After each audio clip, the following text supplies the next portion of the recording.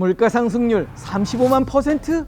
부정과 부패, 그리고 정권의 무능이 만든 생지옥의 베네수엘라. 대체 이곳에서 무슨 일이?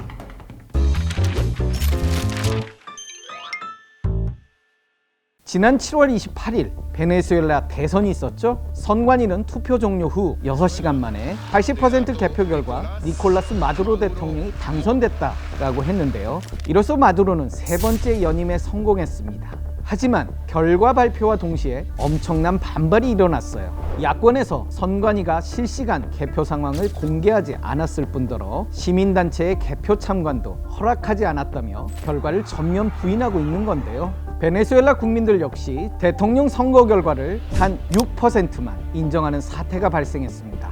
지금까지 최소 25명이 사망하고 2,400명 이상이 체포되는 피해 시위를 벌이고 있습니다. 이에 일론 머스크까지 나서서 X에 50개가 넘는 일침을 날리기도 했는데요.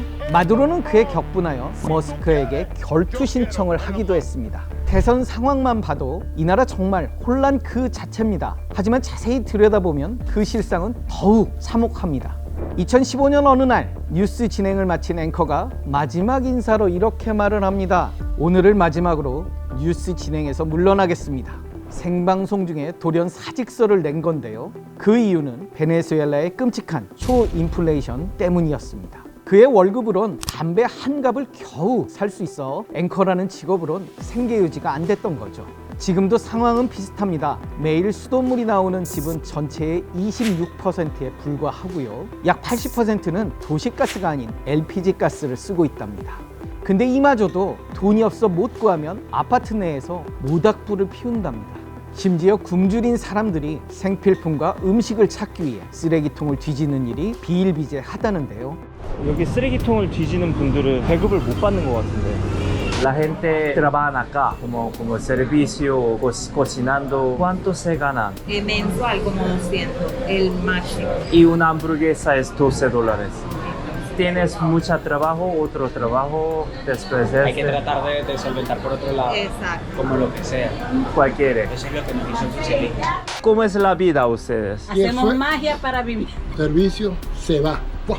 Agua no hay. El gobierno vende una bolsa, pero muy mala calidad. El que tiene suerte que le llegue cada mes. Hay otros que no le llegan. 도저히 나아질 기미가 없는 경제 상황에 결국 사람들은 나라를 떠나기 시작합니다. 지금까지 무려 770만 명 이상의 주민들이 이주했다 하고요. 전쟁으로 인한 시리아, 우크라이나 난민보다 더 많은 숫자라고 합니다. 대체 이 나라에 무슨 일이 있었길래 이 지경이 됐나 싶죠? 베네수엘라가 최빈국 수준으로 떨어진 건 그렇게 오래전 일이 아닙니다. 다들 아시듯 베네수엘라는 세계 최대의 석유 매장국입니다. 한때는 오일머니로 남부럽지 않게 살던 곳이었죠. 그런데 문제는 이렇게 벌어들인 돈이 국민이 아닌 기득권층에 집중됐다는 겁니다. 부정과 부패 엄청났던 거죠. 독일의 국제투명성 기구에 의하면 베네수엘라는 세계에서 두 번째로 부패한 나라랍니다. 베네수엘라산 원유의 3분의 1은 부패 중개인의 손에 들어간다 라는 말이 있을 정도인데요. 그러다 보니 점점 양극화가 심해져서 하루가 멀다 하고 폭동이 일어났죠. 이때 이 모든 것을 잠재울 인물 우고 차베스가 등장합니다. 기득권층을 부패의 본산이라고 비판하면서 민중의 편에서 목소리를 내는 사람이 나타난 겁니다. 국민의 열렬한 환호와 기대 속에서 새로운 대통령이 된 그는 적극적인 포퓰리즘 정책을 펼칩니다. 석유는 국민의 것이라며 베네수엘라 최대 석유 기업을 국유화합니다. 그리고 운 좋게도 국제유가가 상승하면서 돈을 쓸어 담습니다. 이제 그 돈으로 무얼 하느냐? 무료 학교, 무료 의료 등 빈민복지를 펼칩니다. 차베스 정부 12년 동안 예산 60% 이상이 사회복지에 투자됐다고 하고요. 이렇게 복지에 돈을 쏟아부으니 드라마틱한 효과가 나타나겠죠? 빈곤층은 5분의 3 정도로 줄고요. 극빈곤층은 절반 아래로 감소했습니다. 9년 동안 대학 진학률도 약 28%에서 78%까지 끌어올려요. 이렇게 빈민층의 절대적인 지지를 얻어냅니다. 이렇게만 보면 참 능력 있는 정치인이 나라를 잘 가꾼 것 같죠? 하지만 그들은 몰랐습니다. 이것이 그들의 발목을 잡게 될 거라는 걸요. 베네수엘라의 석유는요, 중진류로 아주 끈적끈적해서 고도의 정제 기술을 거쳐야 제 몫을 하는 기름입니다. 그러니까 기술도 돈도 많이 드는 거죠. 근데 돈은 복지에 다 쓰니 기계는 노후되고 기술은 개발도 못하고 국유화로 외국 기업들도 내쫓아 자본 투자도 안 되니 석유 생산량은 점점 줄어들게 됩니다. 국가 수출의 90% 이상이 석유인 이 나라엔 치명적인 건데요. 근데 이런 상황에서도 다른 산업에 투자하지를 않아요. 정권을 유지하기 위해선 복지 정책을 멈출 수가 없었거든요. 그러면서 늪에 빠져버립니다. 점점 더 석유 산업에만 의존하게 되는 기형적 경제 구조를 갖게 되는 거죠. 차베스는 그렇게 멀리서 보면 희극, 가까이서 보면 비극인 위태로운 상태를 유지하다가 2013년 암으로 세상을 떠납니다. 그리고 그의 오른팔과도 같던 인물이 뒤를 이어봤는데 그가 바로 현재 부정선거로 논란인 마두로인 겁니다.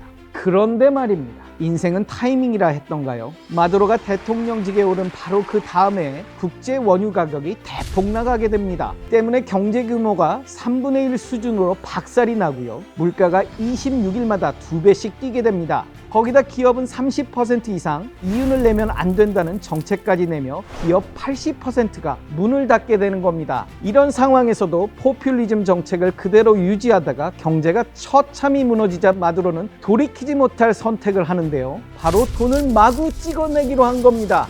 얼마나 찍어낸 건지 2019년엔 인플레이션이 무려 32만 9,000%까지 치솟았고요. 반면에 GDP는 70% 감소하게 됩니다. 돈이 말 그대로 휴지보다 못한 가치가 되면서 한순간에 쫄딱 망하게 된 거죠. 그런데 말입니다. 기득권층은 그들과는 전혀 다른 생활을 해온 것 같습니다. 때는 코로나19로 한창 시끄러웠던 2020년 20대 베네수엘라 청년들이 전용기를 타고 근처 섬에 놀러가 호화 마약 파티를 벌이다 코로나19에 걸린 일이 있었습니다. 이들의 정체는 차베스 정권 아래 부를 축적한 이들의 자녀들이었죠. 또 마두로의 아들들은 스카이다이빙 강습을 받은 적이 있었는데요. 나흘간의 강습비가 우리 돈으로 무려 634만 원이었다고 합니다. 그 돈은 베네수엘라 국민의 12년치 연봉과도 맞먹는데요. 기득권층의 호화 생활을 알게 된 베네수엘라 한 주민은 우리는 먹기 위해 고군분투하고 있지만 그들은 우리에 대해 전혀 생각하지 않고 마음대로 돌아다니며 술 마시고 여자들을 쫓아다니고 있습니다. 여기서 우리는 그저 살아가기 위해 싸우고 있습니다. 라고 말했다고 합니다. 이렇게 수십 년간 방치된 정치권의 잘못된 선택과 부정부패로 베네수엘라의 경제는 말 그대로 와르르 무너져 버렸습니다. 그리고 이 불난 집에 열심히 부채질한 나라가 있습니다. 바로 미국입니다. 미국은 2006년부터 베네수엘라의 숨통을 서서히 조여오고 있습니다. 베네수엘라는 대표적인 반미 국가였거든요. 그러다 2019년 마두로의 부정선거로 민주주의와 인권이 침해됐다는 이유를 들며 어마어마한 경제 제재를 시작을 합니다. 페다베사의 70억 달러 규모의 자산을 동결을 하고 미국 정유기업과 페다베사와의 직접적인 거래를 금지하는 등 900개가 넘는 경제 제재를 가했습니다. 베네수엘라 정권의 돈줄을 압박을 한 거죠. 이렇게 안에서만 굼던 베네수엘라의 경제가 미국이라는 외부 압력까지 더해지며 터지기 직전까지 가자 마두로는 새로운 곳에 눈을 돌립니다. 베네수엘라 바로 옆에는 가이아나라는 작은 나라가 있습니다. 2015년에 이 나라에서 대형 유전이 발견이 됐는데요. 사우디아라비아보다 석유가 많답니다. 한순간에 신흥 부국으로 떠오른 겁니다.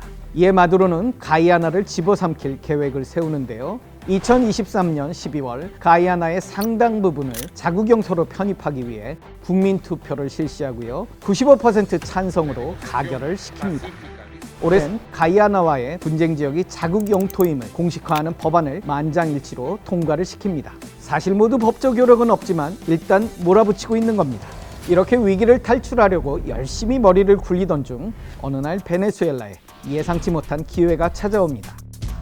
2022년 러시아 우크라이나 전쟁이 터진 거죠. 이로 인해 세계 유가는 폭등을 했고요. 이를 잠재우기 위해 베네수엘라 석유가 필요한 상황이 된 겁니다. 어쩔 수 없이 바이든 행정부는 2022년 11월 베네수엘라에 남아있던 세브론사의 생산 재개를 6개월간 일시적으로 허용하고요. 2023년 10월엔 자유롭고 공정한 대통령 선거를 치르는 대신에 제재를 완화하겠다는 조건에 바베이도스 협정을 맺습니다. 워낙 자기 멋대로인 마두로 때문에 협정은 금세 파기됐지만 허가받은 외국 기업은 베네수엘라에서 사업을 할 수 있도록 조정됐죠. 이로써 베네수엘라의 숨통이 조금은 트인 건데요. 하지만 이번 부정선거로 분위기가 영 좋지 않게 흘러가고 있습니다. 평소 마두로를 지지해주던 주변국들이 하나둘 등을 돌리고 있거든요. 하지만 마두로는 우리 일에 그만 간섭해라는 입장을 고수하고 있습니다. 만약 마두로가 이대로 정권을 유지한다면 미국도 풀었던 경제 제재를 다시 강화할 가능성이 큰데요. 마두로의 입지가 점점 좁아지는 상황에서 그가 어떤 태도를 취할지 꾸준히 지켜봐야겠습니다. 15년 전 베네수엘라를 조사하던 한 학자는 이런 말을 했습니다. 베네수엘라는 정확하게 둘로 찢어진 국가다. 하나는 지배계급만의 나라요, 또 다른 하나는 소외된 민중의 나라다. 이 말은 지금까지도 변함이 없는 것 같은데요. 과연 베네수엘라는 국민들의 염원처럼 부정부패와 경제 몰락이라는 어두운 그림자에서 벗어나 모두가 행복한 삶을 누리는 그런 날이 올 수 있을까요? 오늘 저의 이야기는 여기까지입니다. 여러분들은 어떠셨나요?